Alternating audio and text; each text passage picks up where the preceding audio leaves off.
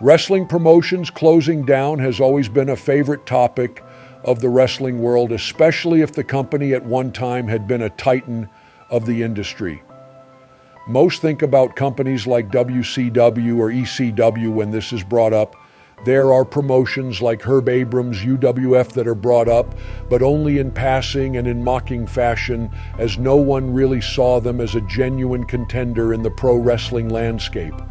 There was, however, one promotion that had a very public closing that was a far more tragic and desperate tale than all of them. During its prime, Frontier Martial Arts Wrestling, that is better known as FMW, for a time was a legitimate contender in the Japanese wrestling world. Most in the Western world tend to compare them to Japan's version of Extreme Championship Wrestling that was led up by Paul Heyman. But I have always hated this comparison. When people compare them to ECW, that always makes people overlook that they drew almost 60,000 people to Kawasaki Stadium.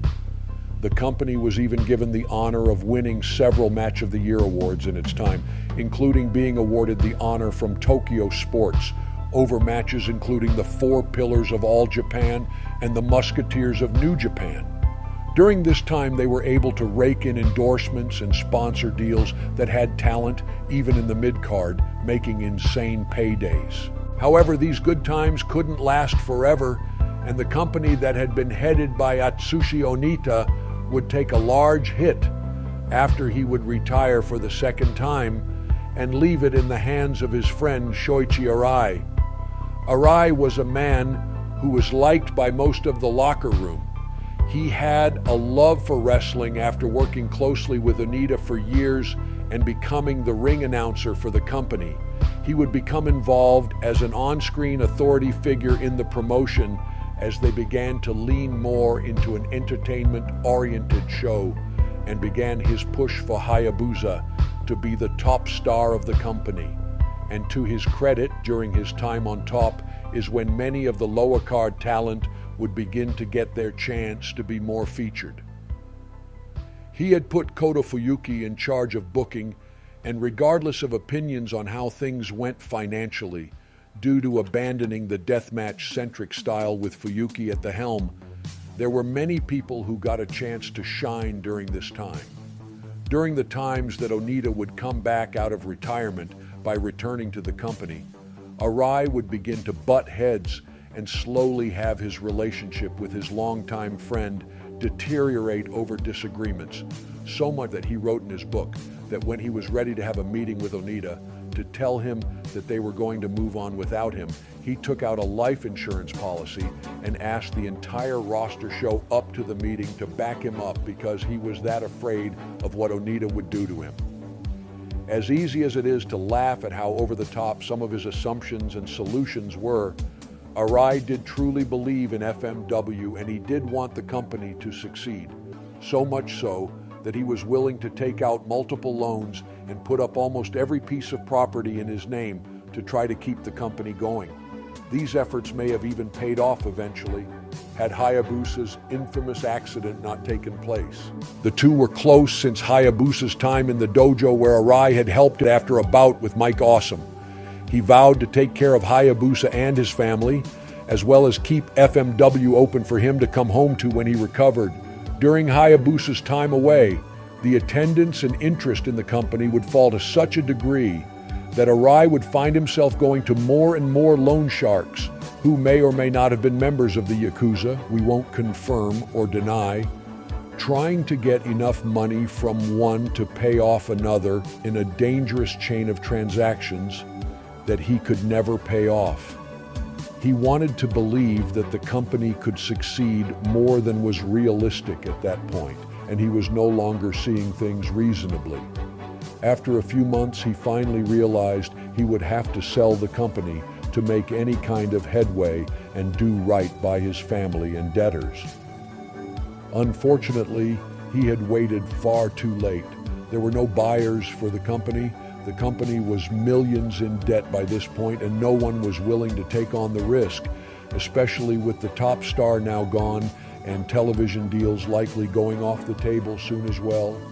Arai had began paying only the interest on all of his loans and even doing the same to the bank to try to convince them to not cash the checks that would come in, as things had become so bad that these checks, being cashed, could bankrupt the company. This would all come to a head on Valentine's Day of 2002. Arai was called in by one of the loan sharks. He tried his best to not meet in person, but they would have it no other way. Not long after they began speaking, Arai admitted that he was getting money from another loan shark to pay him off. At this point, the first loan shark called over the second one, and now President Arai was in a room with two loan sharks, and unknown to them, there were around another 50 missed calls from other loan sharks on his phone. They were demanding immediate payment, but this was impossible, as at this point, the president only had around $10 in his pocket. He begs the two men to allow him to go settle things, and they finally do agree. But it was only after he let them know someone else could be out there cashing a check that would bankrupt the company, and it would result in no one's checks being any good. Earlier in the day, he had convinced a third loan shark to not cash his check and was hoping to acquire another loan to make things float just long enough to sell the company to someone. Arai concocts a story that he is going to get money from another company that would be able to pay everyone off.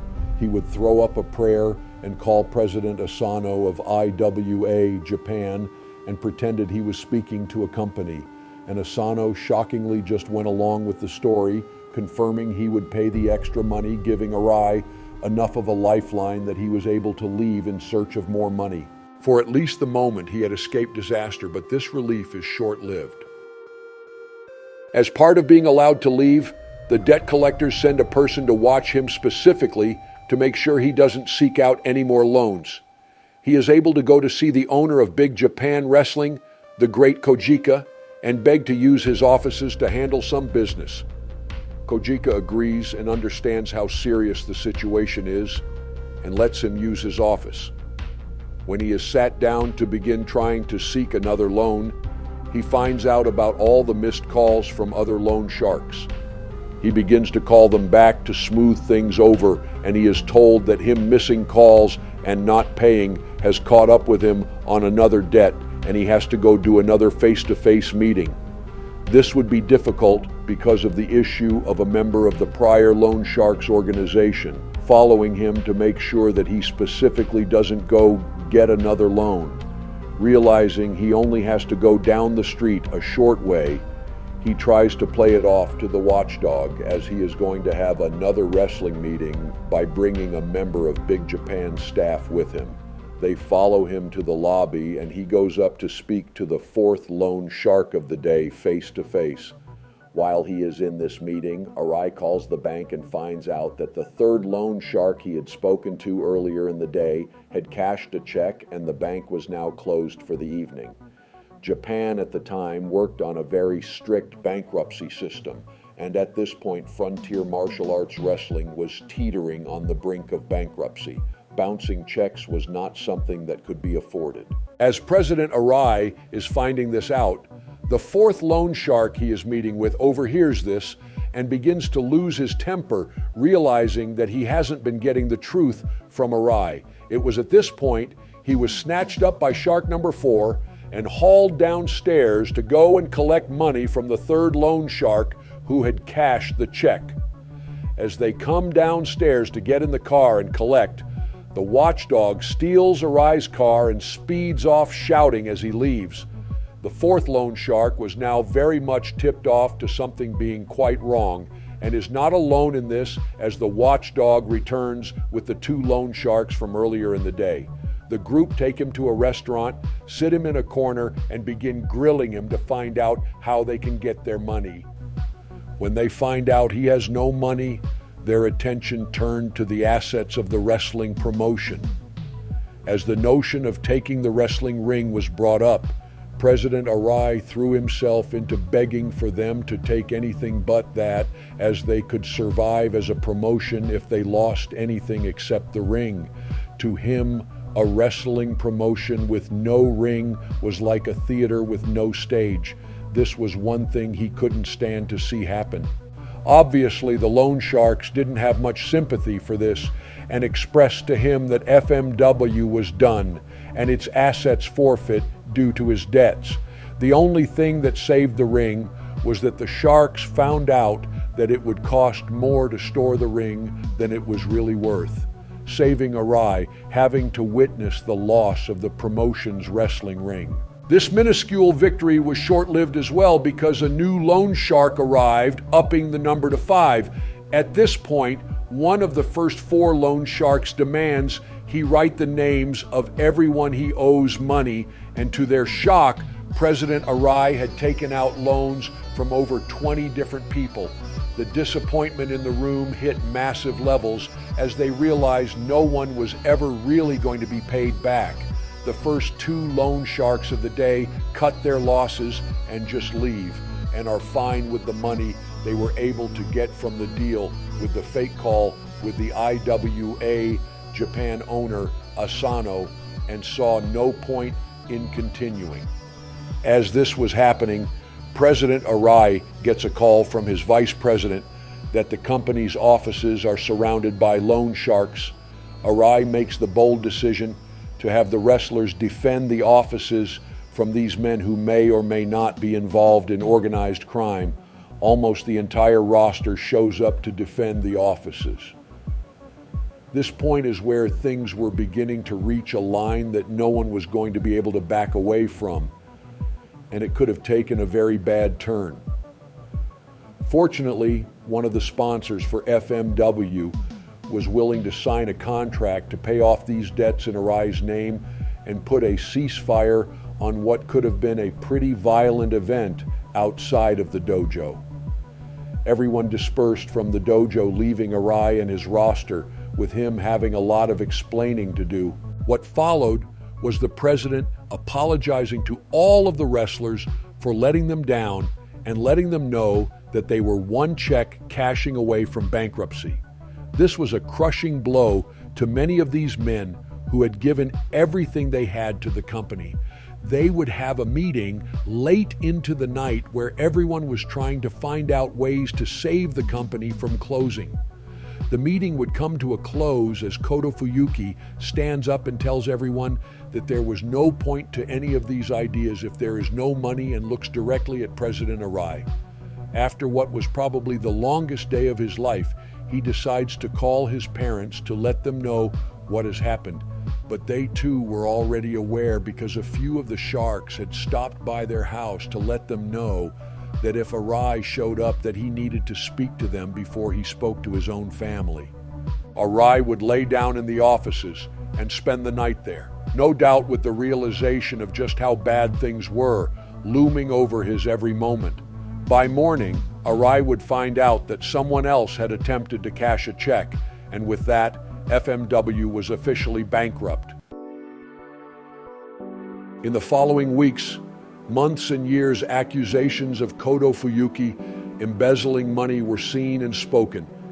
But in the end, Arai himself said that only $14,000 could not be accounted for in his book. The problem was that the company just couldn't survive without a top star, and the company's top star was in the hospital recovering from a life-changing injury and had no idea that any of this was happening. Hayabusa had been through not only multiple procedures due to his in-ring injury, but he also had to have heart surgery. He was unaware of any of the woes in the company, and finally on the same Valentine's Day that all of this happened to the president, he had been moved to a new hospital where his live-in nurse is a huge Hayabusa fan and is really building his spirits up. But by that night, the hospital tells Hayabusa that they didn't receive payment for his stay. Days later, President Arai came to apologize to Hayabusa with loan sharks looking for him everywhere. He begs forgiveness from Hayabusa for him being injured in the first place due to the insane schedule with the company, for losing his company to come back to when he recovered from his injury, and most of all, for not being more responsible with the place they called home. Arai says that he could tell the news devastated Hayabusa, but that he would simply tell him, "It's all right." And before he left, Hayabusa would tell him to please be careful. This would be the end of Hayabusa's financial stability, and he would struggle to a large degree financially for the rest of his life. This could also be why by the time he had got home from the hospital, all of his ring outfits had been sold off. Whether or not Hayabusa held any of this situation against Shoichi Arai isn't important. Arai held it against himself. Arai would write a book in April and hope that some of the proceeds would be able to pay for some of his debts for his family, and in the book alluded to some thoughts of his life ending. On May 14th, a sponsor who had helped out Arai requested Hayabusa to speak to Arai as he was worried about him hurting himself. Hayabusa would call him, and Arai would confirm these suspicions by saying that he thinks it would put his family in a better financial position due to the insurance policy he had taken out years before when dealing with Onita. Hayabusa had struggled with similar thoughts after his injury and tried to push his friend to think more positively and realize that the only way to fix things would be if he were alive to fix them. Arai would verbally agree with Hayabusa, but Hayabusa would say later he was worried his friend was just telling him what he wanted to hear. 2 days later, a little after 6 in the morning, the body of Shoichi Arai would be found at Mitsumoto Park. Days later, all of the wrestlers and even many past wrestlers of who worked in FMW received letters of apology from the president of the company. He would express how sorry he was, and he hoped his revenue from his book and insurance payout would pay some of what he owed them off as well. Everyone would receive one of these letters except Hayabusa. He would receive 10 audio cassette tapes from Arai. It was all of the president apologizing and explaining himself verbally to his friend of over a decade. Hayabusa treasured the tapes and always spoke well of Arai, continuing to view him as a friend until his own passing. When things all shook out, the book and insurance didn't even cover the loan sharks, and these men would continue to push collection on his family for years until it was paid off. There is no denying that the actions that Arai took to keep his company afloat were not the wisest, but it did show an unwavering belief in the men on his roster.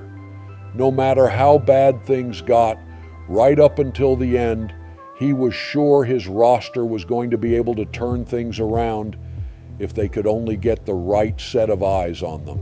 This is not to condone the financial risks that he took, as it was irresponsible to both he and his family to do so. Shoichi Arai is not a man you would want to model your business practices after. Whether he was successful or not, he did what he felt he could to take care of those who he believed in, even after he was gone. After being thrust into ownership when Onita left the company, he was willing to go down with the ship. Right or wrong, he had a loyalty to wrestling and his roster that is worth remembering.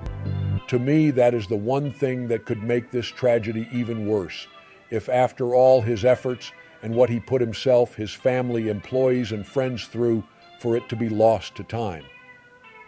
Shoichi Arai's song and the song of FMW as a whole is one worth hearing.